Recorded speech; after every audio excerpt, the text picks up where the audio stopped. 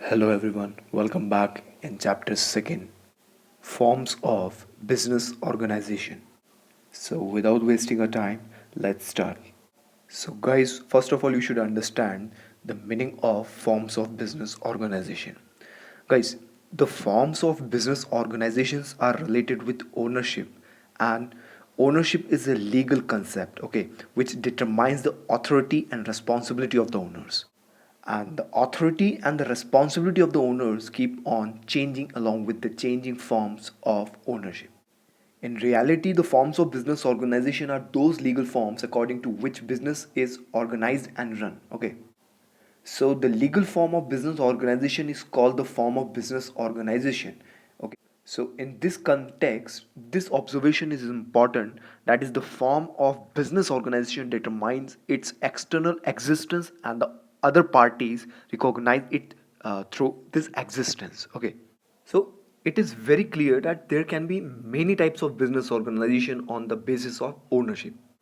Some business is managed by a single individual. Some business is managed by many people collectively in the form of that is partnership. Okay, while some business is run in the form of joint stock company. Okay, and guys, not only this, some businesses also run in the private sector, while the others are in the public sector and are managed by the government, and still some are run in the joint sector. Okay, देखिए, कहने का मतलब है कि जो forms of business organisation होते हैं उनको थ्री पार्ट्स में डिवाइड किया गया है। पहला प्राइवेट सेक्टर के अंदर, सेकंड है हमारा public sector, and third one is joint sector. जो हमारा प्राइवेट सेक्टर है या प्राइवेट जो एंटरप्राइजेस है उसको टू पार्ट्स में डिवाइड किया गया है, नॉन कॉरपोरेटेड एंड इनकॉरपोरेटेड। मतलब कुछ नॉन इनकॉरपोरेटेड ऑर्गेनाइजेशंस होती हैं और कुछ इनकॉरपोरेटेड ऑर्गेनाइजेशंस होती हैं। नॉन इनकॉर्पोरेटेड ऑर्गेनाइजेशंस वो ऑर्गेनाइजेशंस होती हैं जहाँ पे फॉर्मली जो पेपर वर्क है वो बहुत कम होता है और ये लोग कॉरपोरेट टैक्स भी पे नहीं करते, ठीक है। और इनकॉर्पोरेटेड जो ऑर्गेनाइजेशंस होती हैं यहाँ पे फॉर्मली पेपर वर्क बहुत ज़्यादा होगा और ये लोग कॉरपोरेट टैक्स पे करते हैं 100%, ठीक है। सो प्राइवेट सेक्टर एंटरप्राइजेस के अंदर, इन कॉरपोरेट ऑर्गेनाइजेशन के अंदर सोल प्रोप्राइटरशिप आपका फर्स्ट ऑर्गेनाइजेशन है, first form of business organisation है। सेकेंड आपका joint Hindu family business, and third one is partnership, and fourth one is joint venture, ठीक है। और प्राइवेट सेक्टर के अंदर ही इनकॉर्पोरेटेड ऑर्गेनाइजेशंस के अंदर आपका आता है जॉइंट स्टॉक कंपनी, ठीक है। And second one is cooperative enterprises. ध्यान रखिएगा, मैंने आपको इनिशियल लेवल पे ही बताया कि फॉर्म्स ऑफ बिजनेस ऑर्गेनाइजेशन को थ्री पार्ट्स में डिवाइड किया गया है, private sector, public sector and joint sector. तो प्राइवेट सेक्टर के बारे में ऑलरेडी मैंने आपको बताया। पब्लिक सेक्टर के अंदर भी ऑर्गेनाइजेशंस को, जो पब्लिक सेक्टर ऑर्गेनाइजेशंस हैं उनको टू पार्ट्स में डिवाइड किया गया है, नॉन इनकॉर्पोरेटेड एंड इनकॉर्पोरेटेड, ठीक है। नॉन इनकॉर्पोरेटेड के अंदर डिपार्टमेंटल अंडरटेकिंग आता है, ठीक है। और इनकॉर्पोरेटेड के अंदर पब्लिक कॉरपोरेशंस और गवर्नमेंट कंपनीज आती हैं। देन थर्ड हमारा कैटेगरी है फॉर्म्स ऑफ बिजनेस ऑर्गेनाइजेशन के अंदर जॉइंट सेक्टर, ठीक है। सो इन तीनों कैटेगरीज को कंसिडर जब हम करते हैं एक साथ तो ये कहलाता है क्या, forms of business organisation. Guys, public sector और जॉइंट सेक्टर के बारे में हम आगे जो नेक्स्ट चैप्टर्स हैं हमारे, उन चैप्टर्स में हम डिस्कस करेंगे, ठीक है। But in this chapter we will discuss about the private sector. In this chapter we will discuss about the non incorporated organizations and incorporated organizations. Okay, so one by one we will start. Okay guys, so first of all we will discuss about the private sector. और private sector के अंदर हम non incorporated organisations के बारे में discuss करेंगे, ठीक है। और नॉन इनकॉर्पोरेटेड ऑर्गेनाइजेशंस के अंदर हम सबसे पहले डिस्कस करने वाले हैं sole proprietorship. Okay guys, now the question is what exactly the sole proprietorship is. Okay guys, एक चीज मैं आपको बताना चाहता हूँ कि जो सोल प्रोप्राइटरशिप है आप उसको सोल ट्रेडर भी बोल सकते हैं। Now what is sole proprietorship और what is sole trader?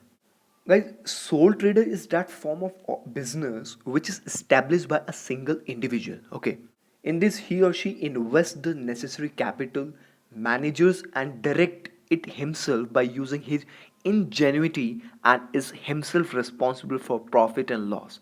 Such a business is also called a sole trader. Okay, and such a trade is known as sole trade. So it is important to understand that the sole trader Sole trade does not mean that a single individual directs all the activities of business and cannot take the help of other person. This concept of business organization only points towards his ownership. Okay, so a sole trader can take the help of other persons in his or her organization. Okay, and appoint employees, but the final responsibility lies on the sole trader alone. Always be remember. And the other major thing is related to capital. In the sole trade, the capital is invested by one individual, which means that nobody else can be a partner in the capital, but there's no bar in getting the necessary finance in the form of loan from other people. Okay, देखिए आप इसको simple language में समझिए। Sole proprietorship एक ऐसा form of business organisation है जिसको आप सोल ट्रेडर भी बोल सकते हैं। सोल प्रोप्राइटरशिप एक ऐसा फॉर्म ऑफ बिजनेस ऑर्गेनाइजेशन है जहाँ पे बिजनेस जो रन किया जा रहा है वो पर्टिकुलर सिंगल इंडिविजुअल पर्सन के थ्रू रन किया जा रहा है। वो सिंगल इंडिविजुअल पर्सन ही सभी तरह के डिसीजंस लेता है, एम्प्लॉयज़ के साथ एंगेज रहता है, बिजनेस को मैनेज करता है, कंट्रोल करता है। बिजनेस के अंदर जो प्रॉफिट होगा वो भी उस सिंगल इंडिविजुअल पर्सन का ही होगा। अगर लॉस है तो ऑब्वियसली वो सिंगल इंडिविजुअल पर्सन ही उस लॉस को बियर करेगा। और अगर वो सिंगल पर्सन कहीं से लोन लेता है तो वो लोन पे भी वही पर्सन करेगा जिसने बिजनेस को कंट्रोल किया हुआ है, जिसने बिजनेस को मैनेज किया हुआ है। ठीक है। और जो सोल प्रोप्राइटरशिप होता है ये एक बिजनेस एक्ट 1956 के अकॉर्डिंग काम करता है। द बिजनेस एक्ट 1956 के अंदर एक अमेंडमेंट भी हुआ था 1978 के अंदर हमारे कॉन्स्टिट्यूशन में। तो इस बेस पे सोल प्रोप्राइटर्स के लिए कुछ गाइडलाइंस हैं, उसको फॉलो करना होता है सोल प्रोप्राइटरशिप को, जो भी सोल प्रोप्राइटरशिप का बिजनेस करना चाहता है। जैसे इसके बेस्ट एग्जांपल्स हैं beauty salons, restaurants, tailor shops. Okay, maximum ऐसा देखा गया है कि इस तरह के बिजनेस एक पर्टिकुलर पर्सन करता है sole as a sole proprietor, तो उसको हम यहाँ पे सोल प्रोप्राइटरशिप बोल सकते हैं या सोल ट्रेडर भी बोल सकते हैं। मतलब वेरी सिंपल, जहाँ पे वन ओनर होता है, वन एम्प्लॉय होता है, वन प्रॉफिट मेकर होता है, वन लूज़र होता है। ठीक है। नो शेयर होता है, मतलब वो किसी से शेयर नहीं करता है कुछ भी, ना प्रॉफिट ना लॉस। और सोल प्रोप्राइटरशिप एक ऐसा फॉर्म ऑफ ऑर्गेनाइजेशन है जो जिसको फॉर्म करना, जिसका फॉर्मेशन बहुत ही ईजी होता है। ठीक है। और गाइज सोल प्रोप्राइटरशिप के अंदर जो सोल का मीनिंग है उसका मतलब होता है single. So sole means single and sole proprietor means a single person owns, manage and control the business. Okay, now we will discuss about the features of sole proprietorship. So our first feature is formation and closure. Guys, in this hardly any legal formality is required to start a sole proprietorship business. Okay, and the closure of the business can also be done easily, so thus there is ease in formation as well as closure of business. Sole proprietorship business open करने के लिए बहुत ही कम legal formalities की ज़रूरत होती है हमें। आप इसको इजीली ओपन कर सकते हैं। सोल प्रोप्राइटरशिप बिजनेस का फॉर्मेशन जो है बहुत ही इजी होता है because of less legal formalities, और क्लोजर भी इसका बहुत ही इजी होता है। Sole proprietorship form of business organisation को बंद करने के लिए कोई ज़्यादा फॉर्मेलिटीज़ नहीं करनी पड़ती है आपको। So we can say that formation and closure बहुत ही सिंपल वे में होता है। Second is liability. Guys first of all you should know about the liability. Liability का मतलब जो हमें फ्यूचर में पे करना है in the form of taxes, in the form of expenses. Okay, like salary हो गई हमारी, और you can say in the form of loans. Okay, so in the case of sole proprietorship the liability of sole proprietorship is what? Unlimited. Okay, because the liability of the owners is unlimited, because in this case of losses, in case of losses and repayment of debt, personal property of the owner can also be used if the assets of the firm are insufficient. Guys, let us take an example. Suppose Lakshita ने ₹1 लाख का loan लिया, ठीक है, on the basis of terms and condition, okay, which is given by the bank. आपने loan इसलिए लिया, लक्षिता ने loan इसलिए लिया क्योंकि लक्षिता को नीड थी उसकी, वो अपने बिजनेस में उसको यूज़ करना चाहती थी। बैंक ने लक्षिता को कहा कि आपको 1 ईयर के अंदर 1 लाख रुपीज़ जो आपका मेन अमाउंट है, ठीक है, जो प्रिंसिपल अमाउंट है, ये 1 लाख रुपीज़ प्लस आपका जो इंटरेस्ट है, सपोज 8% इंटरेस्ट आपको देना है as per the bank norms. ठीक है, तो 1 लाख रुपीज़ प्लस 8% उस पर जो इंटरेस्ट लगेगा, वो अमाउंट आपको बैंक को पे करना है।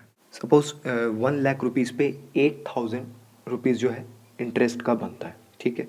सो लक्षिता को टोटल 1,08,000 रुपीज़ पे करना है बैंक को in 1 year. But as a sole proprietorship business, Lakshita का जो टोटल रेवेन्यू है वो 70,000 ही था, ठीक है। इसलिए लक्षिता ने 70,000 रुपीज़ तो पे कर दिया, ठीक है। अब रिमेनिंग जो अमाउंट है वो लक्षिता को अभी भी पे करना है, लेकिन अब लक्षिता के पास इतना रेवेन्यू, इतनी इनकम अभी है नहीं पर्टिकुलर ईयर के अंदर, ठीक है।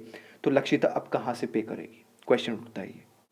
तो इसके लिए या तो लक्षिता अगेन कहीं से क्रेडिट ले, लोन ले, लेकिन इसका कोई सेंस नहीं है, क्योंकि यहाँ आप बैंक को ठीक है पे कर दोगे, लेकिन फिर वही बात हो जाएगी कि आपको इन फ्यूचर जहाँ से आपने लोन अगेन आपने लिया है, क्रेडिट लिया है, उनको भी तो आप कहीं ना कहीं से पे करोगे ना। तो अभी भी आप उसी सिचुएशन में ही हैं, आप क्रेडिट्स वाली सिचुएशन में ही हैं अभी भी। और सेकेंड ऑप्शन अगर आपके पास ये है कि आप अपने पर्सनल एसेट्स आप सेल कर सकते हैं, जैसे कि आपके पास आपकी खुद की कार है, ठीक है, या आपकी खुद की बाइक है, या आपकी कोई स्कूटी है, तो आप उसको सेल करके जो भी अमाउंट बनता है आपका, जो भी अमाउंट आता है आपके पास, उससे आप वो अमाउंट बैंक को दे सकते हैं, ताकि आपका जो क्रेडिट है, आपका जो लोन है, वो कंप्लीट हो जाए। सो सोल प्रोप्राइटरशिप के केस में होता क्या है कि आप अगर फ्यूचर में आपके पास बिजनेस एसेट्स सफिशिएंट नहीं है किसी भी क्रेडिट या किसी भी लोन को पे करने के लिए, चुकाने के लिए, तो आप अपने पर्सनल एसेट्स को सेल करके उन क्रेडिट, उन लोन्स को आप चुका सकते हैं, पे कर सकते हैं। सो इस कंडीशन में आप क्या बोलेंगे कि सोल प्रोप्राइटरशिप की जो लायबिलिटी है वो अनलिमिटेड है। अगर लिमिटेड होती तो फिर आप पर्सनल एसेट सेल नहीं कर सकते थे, आप सिर्फ बिजनेस एसेट ही सेल कर सकते थे, ठीक है। लेकिन यहाँ पे लायबिलिटी क्या है, अनलिमिटेड। तो इस केस में जो आपके पर्सनल एसेट्स हैं वो आप सेल कर सकते हैं। Okay guys, now third feature of sole proprietorship is sole risk bearer and profit recipient. Guys, in this sole proprietorship firm, whole risk is borne by a single individual. Because of this, he is personally liable for all losses and the sole receivers of profit, no doubt. देखिए, मैंने आपको initial level पे ही बताया कि sole proprietorship firm के अंदर single person जो होता है वही कंट्रोल करता है, मैनेज करता है, ठीक है, पूरे बिजनेस को। तो ऑब्वियसली जो रिस्क है वो वही ले रहा है, प्रॉफिट होगा तो उसी के पास जाएगा, ठीक है। रिस्क छोटा हो बड़ा हो, जो भी होगा वो सिंगल पर्सन ही बिल्कुल उसी का होगा। प्रॉफिट स्मॉल होगा बड़ा होगा, किसी भी तरह का प्रॉफिट हो, वो भी सिंगल पर्सन का, अकेले का होगा, मतलब किसी के साथ शेयरिंग नहीं होगी यहाँ पे, बिकॉज ही और she is only the person who manage and control the business. Okay, now our next features of sole proprietorship is control. Guys, in this the sole proprietorship firm is owned, managed and controlled by a single individual and all the decisions are taken by him solely.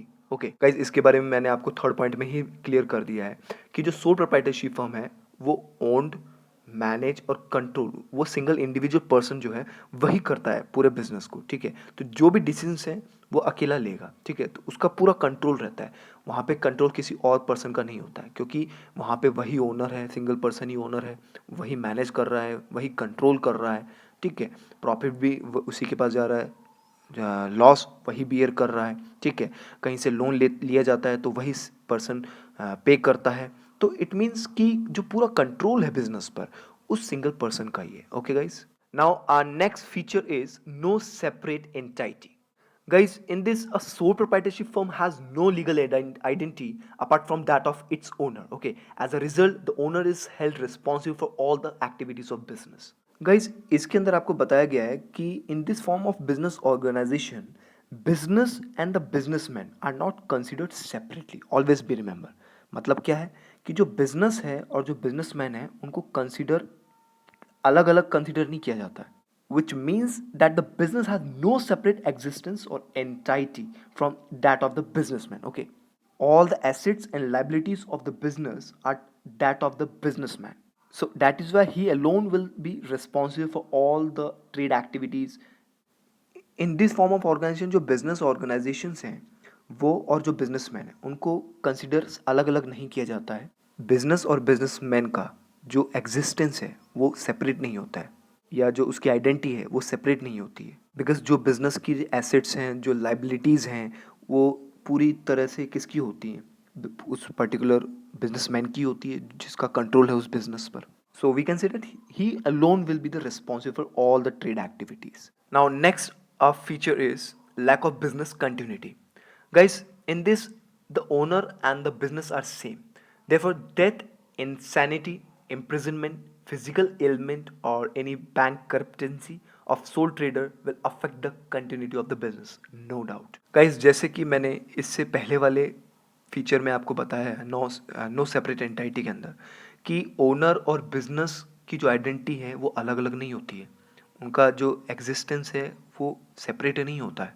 क्योंकि मान लीजिए अगर उस sole proprietor की या उस soul trader की या उस सिंगल पर्सन की जो पूरे बिजनेस पे कंट्रोल कर रहा है, मैनेज कर रहा है, ठीक है, अगर उसकी किसी तरह से डेथ हो जाती है या किसी क्रिमिनल रिकॉर्ड में वो उसको जेल हो जाती है, ठीक है, या कोई फिजिकली हैंडीकैप्ड हो जाता है वो, या मान लीजिए कि कुछ भी उसने गलत किया या उसके साथ कुछ गलत हो गया और वो इस दुनिया में नहीं रहा, तो क्या आप ये मान सकते हैं कि उसका बिजनेस कंटिन्यू रहेगा?